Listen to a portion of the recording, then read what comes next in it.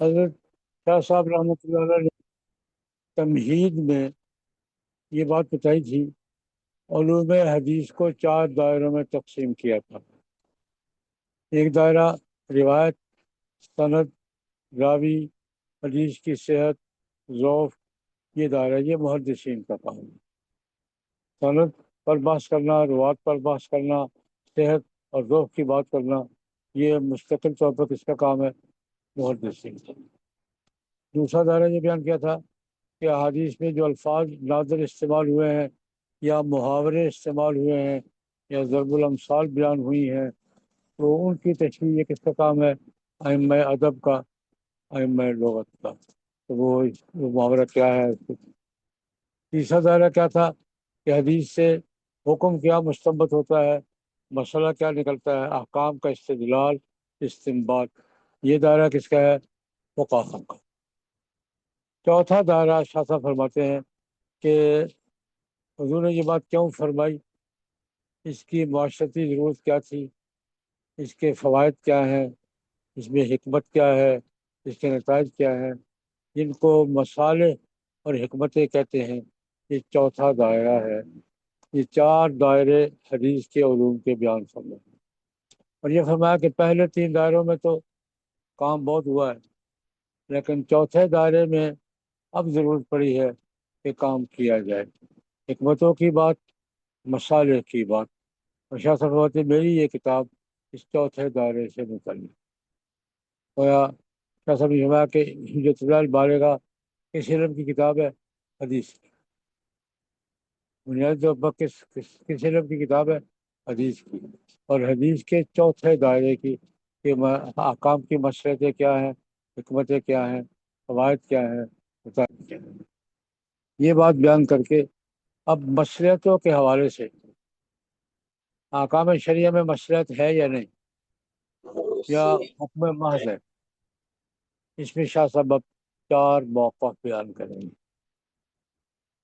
کہ حضرات کے 4 الگ الگ موقف ہیں، ان میں سے پھر اپنا موقف واضح کریں گے اور متعین کریں گے کہ میں نے کس دائرے میں یہ کتاب لکھی ہے۔ پہلے علوم حدیث کے 4 دائرے کیے، ان میں کتاب کو کس میں لائے؟ چوتھے دائرے سے۔ اب چوتھے دائرے کے 4 دائرے کریں گے۔ پہلا دائرہ یہ بیان کرتے ہیں، یعنی 4 موقف۔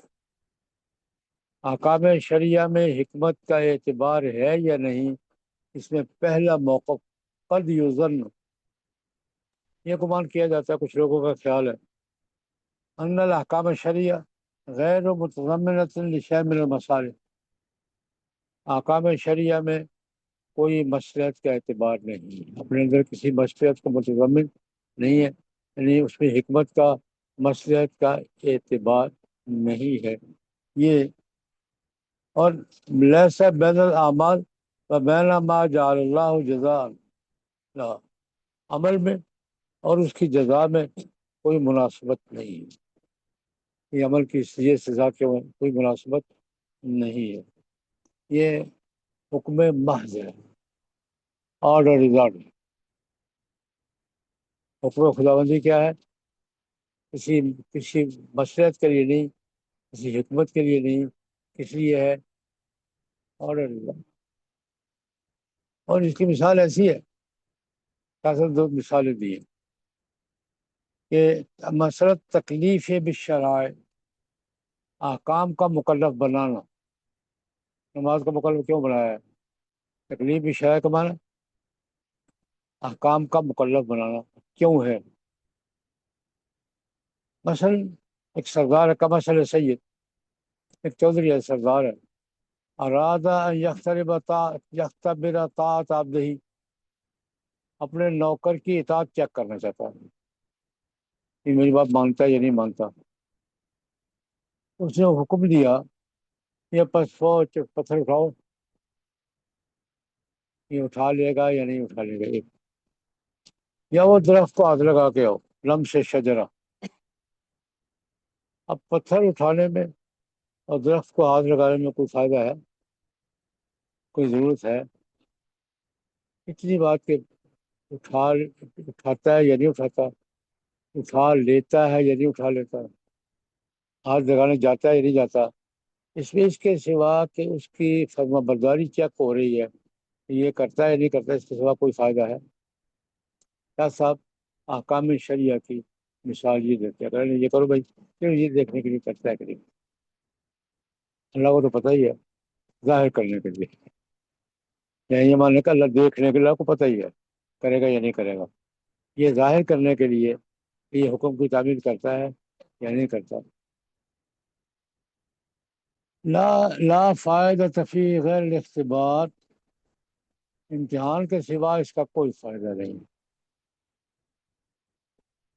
علما آتا او آسا، اگر اطاعت کرے گا یا نافرمانی کرے گا، جوز یا بعملی، اطاعت کی صورت میں شاباش ملے گی، نافرمانی کی صورت میں ڈانٹ پڑے گی۔ تو شرعی حکم کی حیثیت یہ ایک موقف یہ بھی ہے کہ کوئی اعتبار نہیں حکمت کا، کوئی مسلک کا، آرڈر ہے، عمل کرنا ہے، کرتا ہے نہیں کرنا۔ هذا ظن فاسد، یہ فاسد گمان تھا، مسترد کر دیا شاہ صاحب نے اس کو۔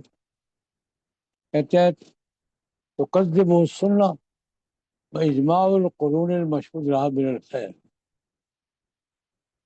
سنت بھی اس کا انکار کرتی ہے، اور قرون المشہود رہا بالخیر، خیر القرون، یہ کون سے قرون ہے؟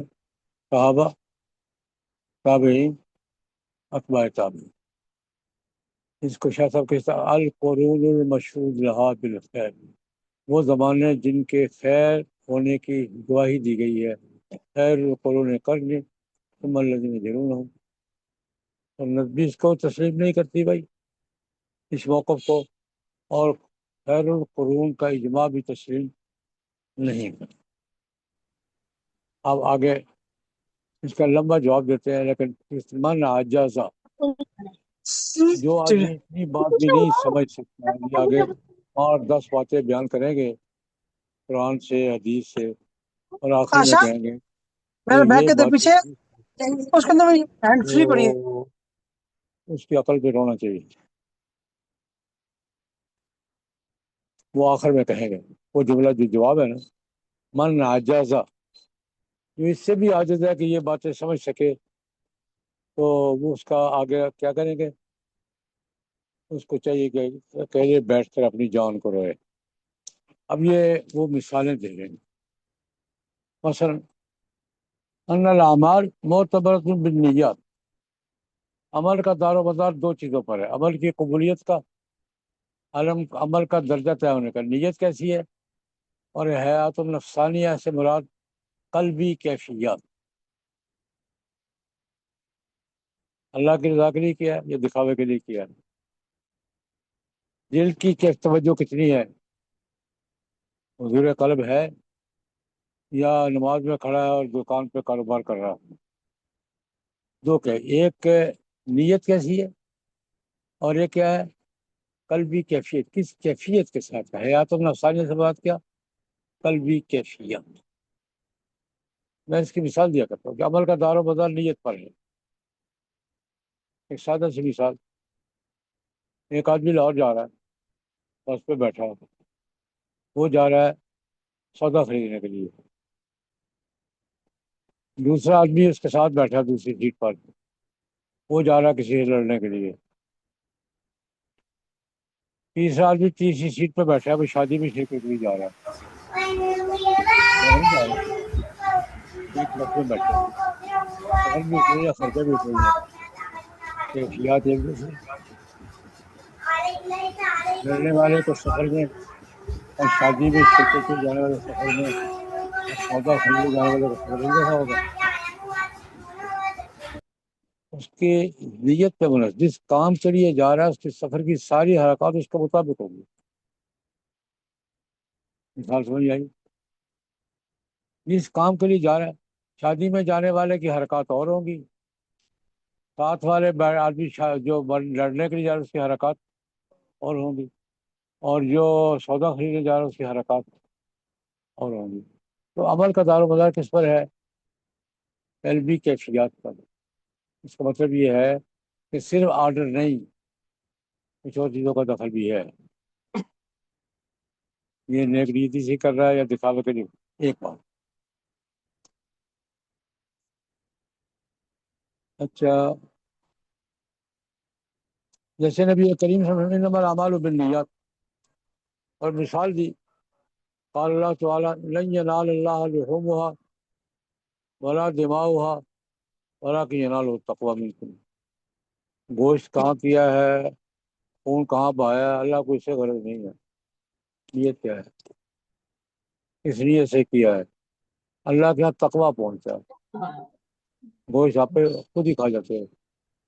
لن ینال اللہ لحومها ولا دماؤها، یہاں اعتبار کس کا ہے، عمل کا یا نیت کا؟ عمل کا یا کیفیت کا؟ پہلی انسان صاف. اگلی بات، نماز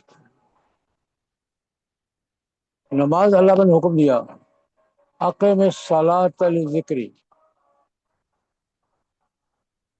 مجھے یاد کرنے کے لیے نماز پڑھو.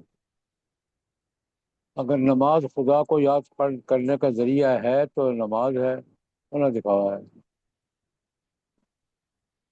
عمل تو اس کا بھی پورا ہے، اس کا بھی پورا ہے، لیکن یہ اللہ کی رضا کے لیے کر رہا ہے، وہ دکھاوے کے لیے کر رہا ہے. تو ان میں فرق ہے یا نہیں؟ تو عمل کے سوا بھی کسی چیز کا دخل ہے یا نہیں؟ اس کا، نیت کا اور کیفیت کا. اقیم الصلاۃ لذکری. اور ایک بات، اور دوسری بات، نماز جو ہے اللہ کی رؤیت کی استعداد پیدا کرنے کے لیے.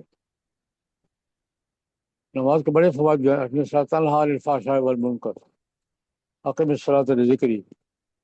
اور ایک حدیث کا حوالے سے نماز اللہ کی رؤیت کی استعداد پیدا کرنے کے لیے.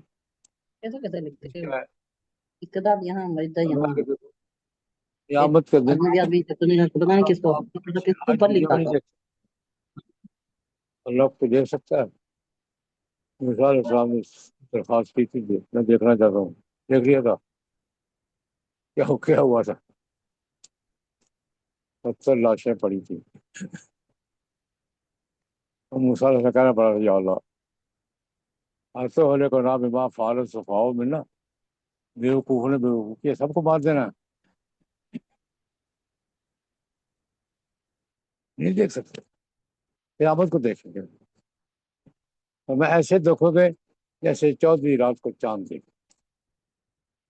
سترون ربکم کما ترون هذا القمر.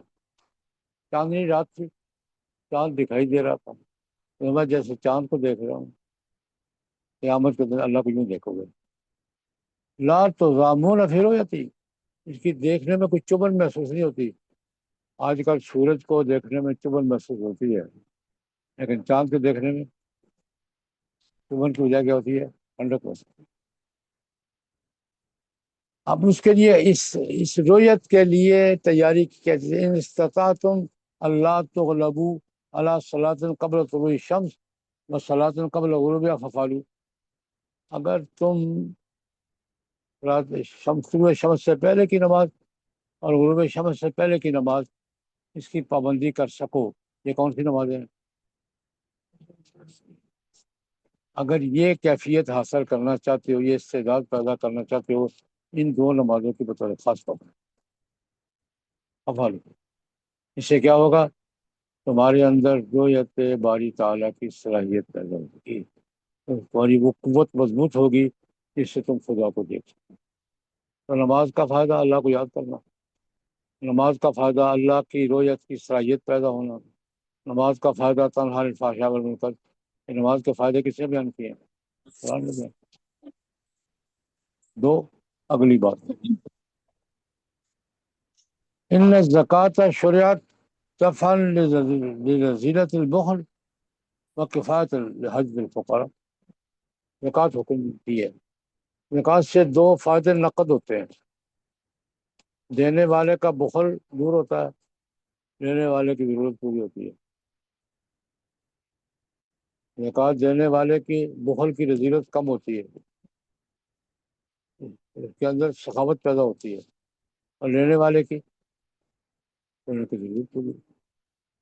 جیسے نبی کریم صلی اللہ علیہ وسلم نے ارشاد فرمایا، زکوٰۃ کا حکم کیا بیان فرمایا، ان زکوٰۃ ایمان زکوٰۃ، مانین زکوٰۃ کے بارے میں اللہ نے کیا فرمایا، لا یحسبن الذین یبخلون بما آتاہم اللہ من فضل، جو اللہ کے فضل میں بخل کرتے ہیں، زکوٰۃ ادا نہیں کرتے، یہ تو ان کے لیے بہتر ہے نہیں، بل هو شر لہم، ان کے لیے شر ہے، فیطبقون ما بخلوا بہ، جو دولت بخل کر کر کے کمائی ہوئی ہے نا، ان کے گلے میں ٹوپ بنایا جائے گا۔ تو زکوٰۃ سے کیا ہوتا ہے، بخل بھی۔ اور دوسری بات فرمایا، حضور نے فرمایا معاذ بن جبل رضی اللہ عنہ کو جب بھیجا یمن کا قاضی بنا کر انٹرویو لیا، وہاں یہ فرمایا، کہا ان اللہ اخبرہم، اپنے صوبے کے لوگوں کو بتا دینا، ان اللہ پاک قد فرض علیم صدقۃ، زکوٰۃ فرض کی ہے، کیوں، تو خذ من اغنیائہم فترد علی فقرائہم، عمراء سے لی جائے اور ربا پہ خرچ کی، عمراء کا بخل دور ہوگا اور فقراء کی حاجتیں پوری ہوگی۔ تو زکوٰۃ کی کوئی حکمت بیان کی ہے ہی نہیں۔ اچھا، روزہ، نہیں وہ میں نے ان لکھنا صوم نہیں، پھر سینڈ کروں گی شرع لقہر النفس، یار، قسم میرے دماغ نہ نفس کو کنٹرول کرنے، روزے میں اپنے اوپر کنٹرول کیا، لعلکم تتقون، تاکہ تم تقوی اختیار کرو۔ اب سب کچھ موجود ہے، کھانا نہیں ہے، یہ کس پر کنٹرول ہے، سب کچھ موجود ہے، پانی موجود ہے، کھانا موجود ہے، کھانا نہیں ہے، بیوی موجود ہے، جانا نہیں ہے، سب کچھ ہے کہ یہ اپنے اوپر کنٹرول ہے۔ روزے کا بنیادی مقصد کیا ہے، نفس کا کنٹرول۔ اور حضور نے بھی فرمایا، ان الصوم لہو وجاء، فرمایا جو آدمی شادی کی استطاعت رکھتا ہے شادی کرے، اور جو شادی کے اخراجات اور نہیں رکھتا روزے رکھے۔ روزے سے وجان خسی پن کو کہتے ہیں، مسلسل روزے سے آدمی خسی ہو جاتا ہے، یعنی کنٹرول ہے، یہ محاورہ ہے، یہ نہیں کہ خسی ہو جاتا، مطلب یہ کہ روزے میں کیا ہے، اپنی خواہش پہ کنٹرول۔ تو حضور نے زکوٰۃ کی حکمت بیان کی، روزے کی حکمت بیان کی۔ اگلے پڑھیں ذرا۔ ہاں، حج کس کے لیے ہے، بنیادی فرض ہے، شرع تعظیم شاعر اللہ، حج کے اللہ کے شاعر کی تعظیم، سب سے بڑا شاعر میں اللہ کی علامتوں میں کیا، بیت اللہ، ان اول بیت وضع للناس للذی ببکۃ مبارکا، اور پھر کیا ہے، ان الصفا والمروہ من شاعر اللہ، حج کے مناسک کیا ہیں، اللہ کے شاعر کی تعظیم، ومن یعظم شاعر اللہ فإنہا من تقوی القلوب۔ اللہ پاک نبی کریم صلی اللہ علیہ وسلم نے بھی، اللہ پاک نے بھی ہر کام کو ان کی حکمت بیان کی، جب آگے بیان کرتے جائیں گے، چلیں۔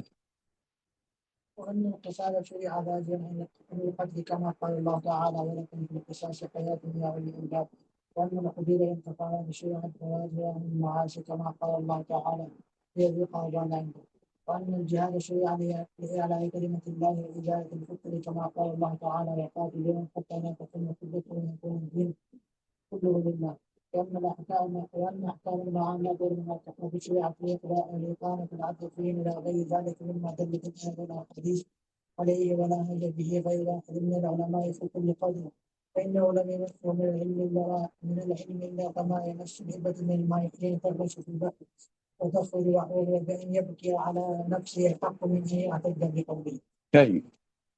چند باتیں اور کرتے ہیں، یہاں بھی حکمت بیان ہوئی ہے، یہاں بھی حکمت بیان ہوئی ہے۔ مثلا حدود، قرآن پاک نے حدود بیان کی ہے، اور اس کی حکمت کا امن قائم ہوتا ہے۔ وَلَكُمْ فِي الْقِصَاصِ حَیَاتٌ، قصاص کے قانون میں سوسائٹی میں امن قائم ہے، اگر قصاص کا قانون نافذ ہے تو قتل میں کمی ہوگی۔ یہ قصاص کے قانون کی حکمت کس نے بیان کی ہے، قرآن پاک۔ وَلَكُمْ فِي الْقِصَاصِ حَیَاتٌ، لیکن یہ سمجھ کس کو آئے گی؟ الباب کو، دانشوروں کو سمجھ آئے گی، تجھے کو نہیں آئے گی۔ اچھا، اسی طرح حدود اور کفارات شریعت زواجر عن المعاصی، کفارات ہیں۔ ایک آدمی نے عمل کیا ہے، اس کو جرمانہ دینا پڑا ہے، غلام آزاد کرنا پڑا ہے، یا کچھ جرمانہ دینا پڑا ہے، اگلی دفعہ نہیں کرے گا یار، یہ گناہ سے روکنے کے لیے تھوڑے جرمانے، یہ کس لیے ہیں؟ جہاں بھی گناہ سے کیا ہوتا ہے؟ رکتا ہے۔ زواجر عن المعاصی، یہ گناہوں سے روکنے کے لیے، اس کی حکمت یہ ہے۔ اچھا، جیسے اللہ فرمایا لیذوق وبال امر، اللہ پاک نے کہا کہ سزا دو تاکہ اپنے حکم کا، اپنے فعل کا نتیجہ بھگت لیں۔ لیذوق وبال امر، جہاد کس کے لیے؟ اعلاء کلمۃ اللہ کے لیے اور فتنہ ختم کرنے کے لیے، اللہ کے دین کی سربلندی کے لیے، اور وقاتلوہم حتی لا تکون فتنہ، جہاد کا صرف حکم نہیں دیا، مقصد بھی بیان کیا۔ اعلاء کلمۃ اللہ کے لیے کیا کرو؟ جہاد کرو، اور فتنے کو ختم کرنے کے لیے کیا کرو؟ جہاد کرو۔ وقاتلوہم حتی لا تکون فتنہ۔ اچھا، معاملات، خرید و فروخت کے، یہ حلال ہے، یہ حرام ہے، یہ جائز ہے، یہ کس لیے؟ تاکہ زیادتی نہ کریں لوگ، انصاف رہے۔ قوانین ہوں گے تو لین دین میں انصاف ہوگا، اور قوانین نہیں ہوں گے تو لین دین میں انصاف نہیں ہوگا۔ تو بیع شراء کے احکام کس لیے ہیں؟ انصاف کے لیے۔ نکاح کے احکام ہیں، یہ نکاح جائز ہے، یہ ناجائز ہے، اس سے جائز ہے، اس سے ناجائز ہے، یہ اس لیے تاکہ ایک نظم قائم ہو۔ اگر نکاح کے طلاق کے احکام نہ ہو تو خاندان بنتا ہے؟ جنگل ہے پھر۔ مناقحات، معاملات کے احکام کس لیے؟ تاکہ سوسائٹی میں انصاف ہو۔ اور مناقحات کے نظام، یعنی طلاق، وراثت اور طلاق، نکاح، کس لیے؟ تاکہ خاندانی نظام تشکیل پائے۔ اچھا، یہ ہم نے چند ذکر کیے ہیں، الا غیر، یہ 5-7 ذکر کیے ہیں نا، نماز، زکوٰۃ، روزہ، حج، عدل، انصاف، عدالت، یہ حدود، قصاص، کفارات، یہ چند ہم نے ذکر کی۔ الا غیر ذالک مما دلت الآیات والاحادیث، اس کے علاوہ اور بھی ہیں جن پر قرآن پاک کی آیات دلالت کرتی ہیں، احادیث دلالت کرتی ہیں، اور لہج بھی غیر واحد من العلماء، ایک سے زیادہ علماء نے ہر زمانے میں اس کی آواز بلند کی ہے۔ لہجہ، لہج بھی غیر واحد من العلماء فی کل قرن، ہر زمانے میں ایک سے زیادہ علماء نے اس کی وضاحت کی ہے کہ نماز کا یہ فائدہ ہے، فلاں کا یہ فائدہ ہے۔ اوپر کہا تھا نا من عجز ان یعرف، اب اس کا جواب آ رہا ہے۔ جو آدمی یہ باتیں بھی نہیں سمجھ پا رہا جو ہم نے بیان کی ہیں، انه لم یمسہ من العلم الا کما یمس الابرۃ من الماء، اس کو علم نے اتنا بھی نہیں چھوا جتنا سوئی سمندر میں ڈالو تو پانی چھوٹا ہے، اس کا علم سے کوئی تعلق نہیں۔ من عجز بھی کا جاسا کا جواب دے، انه لم یمسہ من العلم، اس کو علم نے اتنا بھی نہیں چھوا، الا کما یمس الابرۃ سوئی من الماء حین تغمس فی البحر وتخرج، سوئی کو سمندر میں ڈبو کر واپس لایا جائے تو جتنا سمندر سے سوئی میں پانی لگانا ہے، اس آدمی کے پاس اتنا علم بھی نہیں، علم نے چھوا بھی نہیں، بیوقوف آدمی ہے جو یہ باتیں بھی نہیں سمجھتا۔ سمجھ میں آئی بات؟ شاہ صاحب فتویٰ لگا رہے ہیں۔ اگلی بار صرف اتنا ہی نہیں، ان یبکی علی نفسہ حق کو من ان یعتد بقولی، اس بات سے کہ اس کی بات سنی جائے بہتر ہے کہ اکیلا بیٹھ کے روئے اپنی جان کو۔ یہ آدمی ان یبکی علی نفسہ، اپنی جان پر کیا کرے؟ روئے، یہ بہتر ہے کہ اس کی بات سنی جائے، یہ سننے کے قابل بھی بات نہیں ہے۔ یہ مثالیں بھی اپنے آگے اور مثالیں بھی بیان کر رہے ہیں، پڑھیں۔ الله عليه وسلم بين شرائع وقال في بعض المواضيع كما ويجعل قبل الظهور وتمنع ساعة الدقة فيها باب السماء على جميع شهادته فيها عمل صالح ولي في الشيء في شهر يوم العاشر وهي سبب مشروعية نجاة المتعاقب من الكلام فيها بالليل وعن مسألة المشروعية فيها فإطلاق سنة موسى عليه السلام بينا وبين أسباب الأخطاء وقال في المسجد لله إليه يجوز في الإنسان فإن الشيطان يزيد على خمسينه وقال في النور فإنه إذا اتبع فقد فاصل وقال في يوم الجوائن والإقامة وذكر الله وقال إنما جعل الاستئذان من أهل الشريعة. ایک جملہ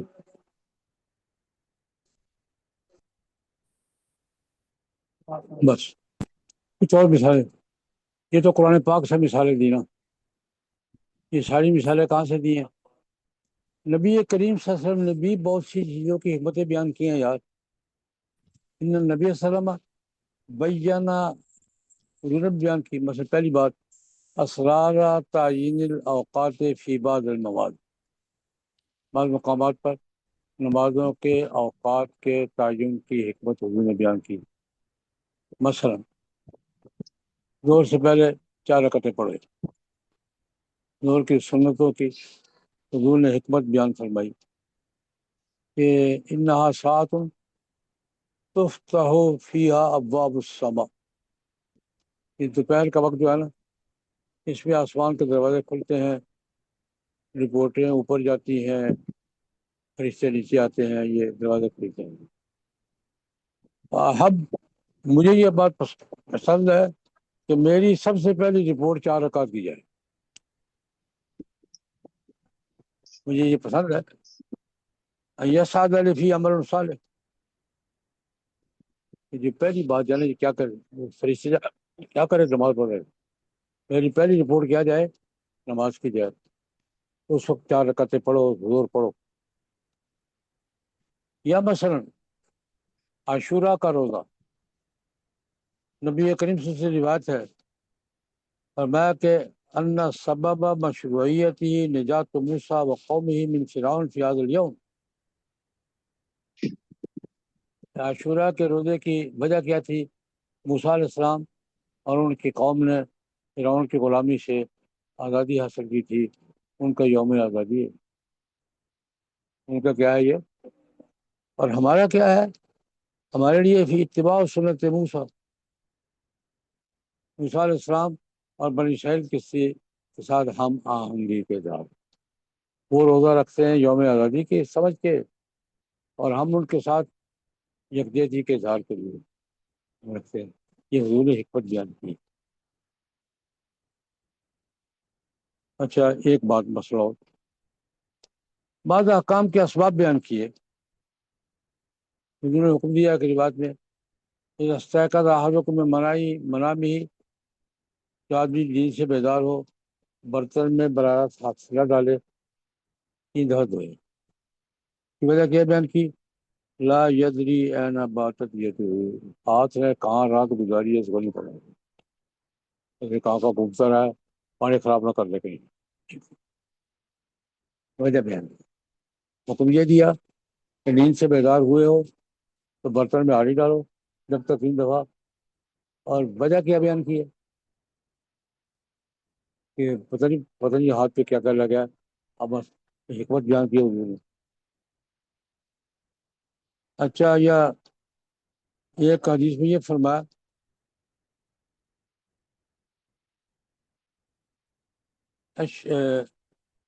الشیطان یبیت علی خیشومہ. ہمیں صبح اٹھو نا ناک اچھی طرح جھاڑو. شیطان رات یہاں گزارتا ہے اس کے اثرات کو پاک کرنے کے لیے.